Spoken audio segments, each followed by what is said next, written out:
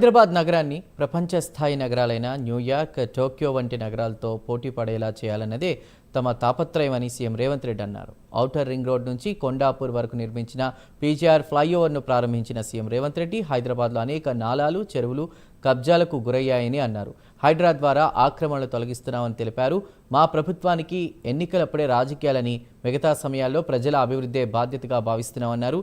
ఢిల్లీ, చెన్నై, బెంగళూరు నుంచి పాఠాలు నేర్చుకుని మనం ఒక ప్రణాళికతో వెళ్లాల్సిన అవసరం ఉందని రేవంత్ రెడ్డి అన్నారు.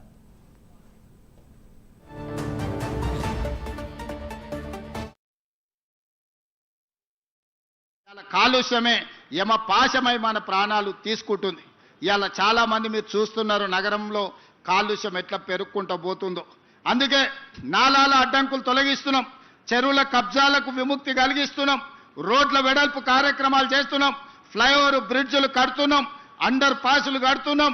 ఈ రోజు ఎక్కడ ఏమి కావాలన్నా రాబోయే 100 సంవత్సరాలకు ఈ నగరం ఏ విధంగా ప్రజలకు ఉండాలో ఈరోజు బ్రహ్మాండమైన ప్రణాళికలతో ముందుకు వస్తున్నాం.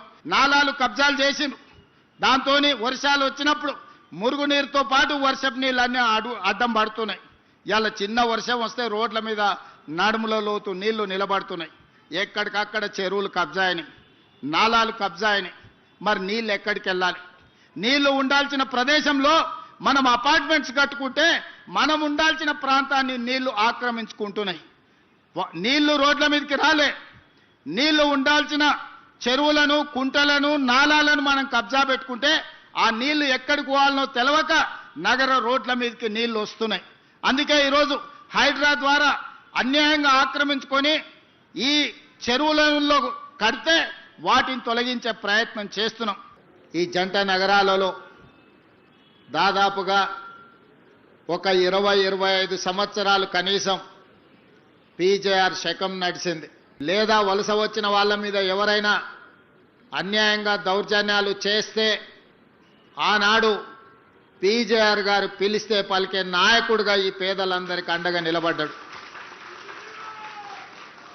ఎప్పుడైనా ఏ రాత్రి అయినా ఏ పగలైనా పేదవాడికి కష్టం వచ్చిందంటే పలికే నాయకుడిగా, పిలిస్తే పలికే నాయకుడిగా పి జనార్దన్ రెడ్డి గారు ఎనలేని